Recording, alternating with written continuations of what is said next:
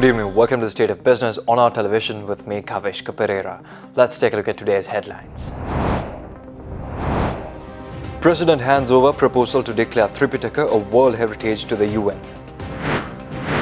Digital economy is transforming manufacturing, tourism and agriculture, says Minister of Telecommunication. News in detail. The handing over of the proposal to declare the Tripitaka as a World Heritage was held on Saturday under the patronage of President Maithripala Sirisena at the Mahamalua of the Temple of the Tooth Relic. The President handed over the proposal to the UN Resident Coordinator and UNDP Resident Representative in Sri Lanka, Hannah Singer, during this occasion.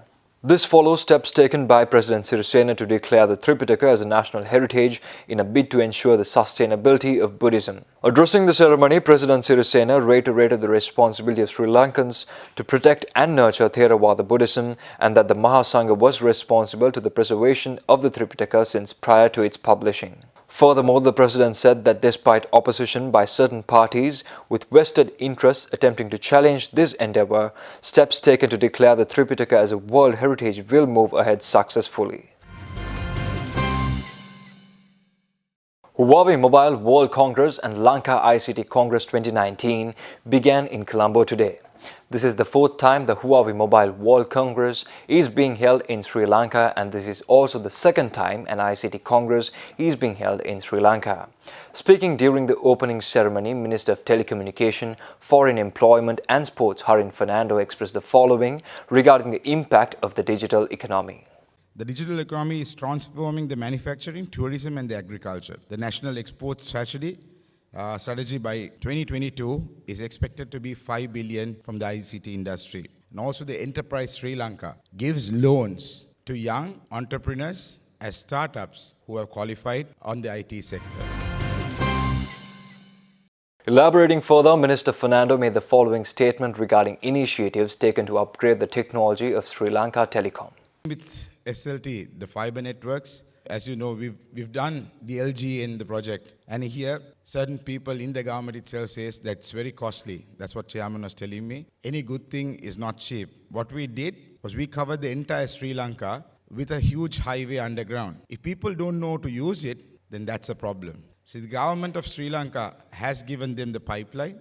It even covers Kilinochchi, Jaffna. So the 339 AGA divisions is 100 Mbps connectivity speeds is underground, have been laid by SLT with Huawei. So I think I'm very proud, and I think it's a matter of time when people convert, because LGN1 was very low level. I would say even ADSL was used, but still they don't want to move forward. There are so many solutions that can be provided. So we've done the hard work, and I only hope even the government officials change their mindsets, move in that direction, and I'm sure we will be a very IT-savvy country in the very near future.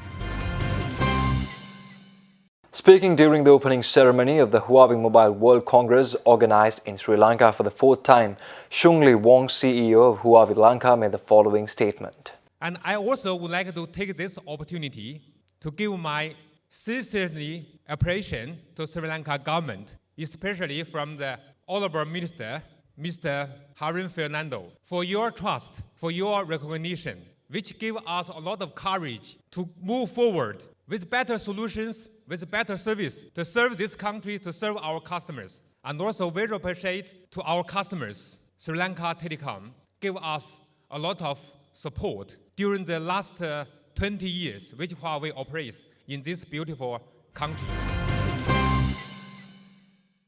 Elaborating further, Shungli Wong expressed the following regarding Huawei's role in Sri Lanka's communication landscape.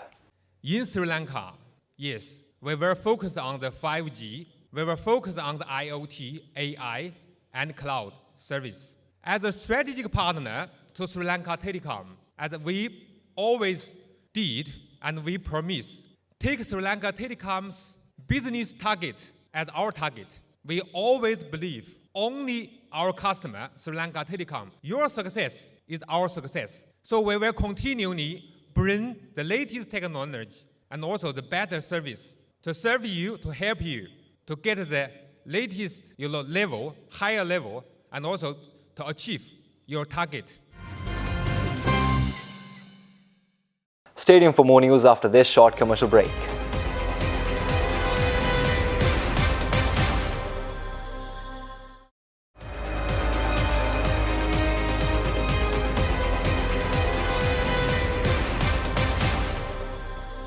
Welcome back.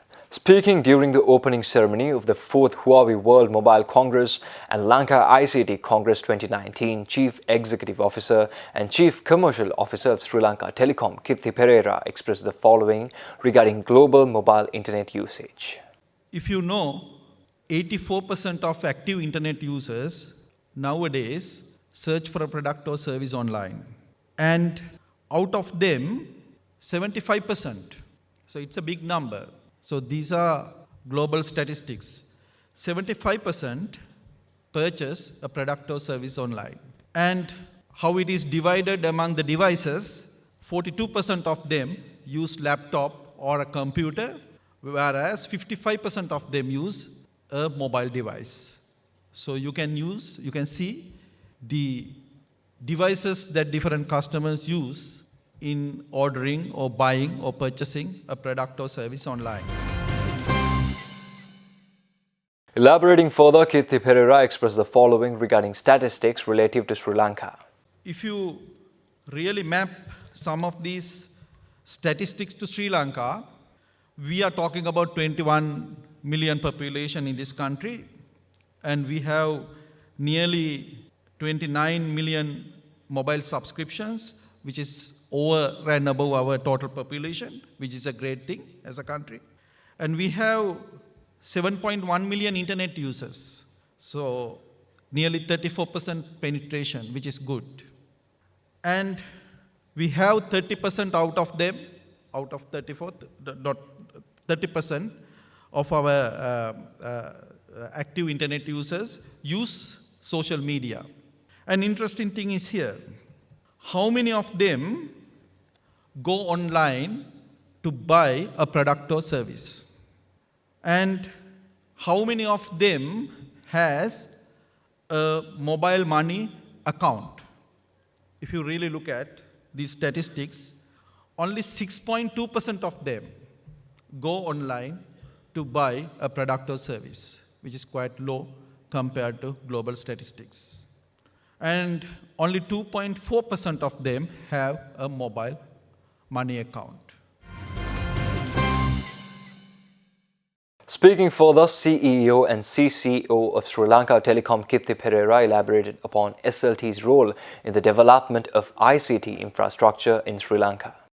As the national ICT solutions provider, our primary responsibility is to connect people, connect everyone through digital inclusion, bring in the technology, right technology, to enhance the living of the people and also to support the economic growth of the country. So we need to have digital first approach to enhance the customer experience. And not only that, we need to bring in partners like Huawei, many other partners, to develop our digital partner ecosystem. And you know, if you really look at some of the statistics where this digital transformation failed, more than 70% of those programs failed because they failed to address the culture aspect of the digital transformation. A special market opening ceremony was held at the Colombo Stock Exchange today in recognition of the Ceylon Chamber of Commerce celebrating 180 years. The Ceylon Chamber of Commerce was founded on 25th March 1839 for the purpose of best promoting the interests of commerce. This was among the very first group of chambers established in Asia. The chamber has grown from having 26 memberships at its initial stages to just over 600 today, with an outreach of 8,500 institutions. 29 of the current members have been members of the chamber for over 100 years. Over the last 180 years, the CCC has diversified its services across the field. Chairman of the Ceylon Chamber of Commerce, Rajendra Tyagaraja, former Chairman Deshamanya C.P. De Silva, Deputy Vice Chairman Vish Govindaswamy, and CEO Dara Vijay Tilaka took part in the ceremony and was joined by the President of the Confederation of Asia-Pacific Chambers of Commerce and Industries, Samir Modi. Chairman Ray Abe Vardhana, Director Shanil Fernando, CEO Rajiva Bandaranaike and the senior management of CSC were present at the event, which were also graced by Sri Lankan business leaders. A delegation from Chengdu Association for Foreign Trade and Cooperation Chengdu, China, visited the BOI and met with the chairman Hemasiri Fernando recently. The delegation consisted of Cheng Xia, Secretary General of CAFTEC, who was accompanied by 2 members, and by Kosala Wickramanayake, President of the International Business Council. The purpose of the delegation was to promote Sri Lanka and particularly projects in Hambantota. In addition, Cheng Xia briefed the BOI chairman of the potential of the city of Chengdu. The delegation expressed interest in setting up a steel project in Hambantota. In addition, the Chengdu Business Council was the first Chinese chamber to open an office in Colombo and plans to set up 7 more regional offices in other South Asian countries. Hemasiri Fernando, chairman of the BOI, welcomed this first move by the Chengdu Business Council, stating that this will mutually benefit both the BOI and the council and pledged to extend the fullest cooperation in all their activities in Sri Lanka. Stay tuned for stock updates after this short commercial break.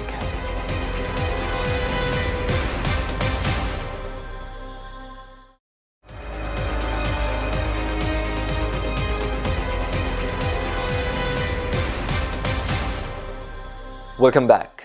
Trading at the Colombo Stock Exchange ended on a negative note today. The All-Share Price Index dropped 10.38 points to close at 5,529.67, and the S&P/SL 20 dropped 7.34 points to close at 2,717.60. The turnover was 268.4 million rupees and 5 million shares were traded.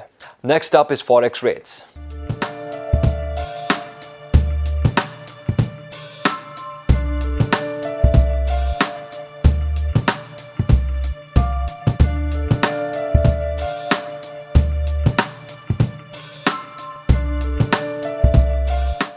Well, that's a wrap of the bulletin for the day. Signing off with a promise for tomorrow at the same time with nothing but the latest. Thank you and good night.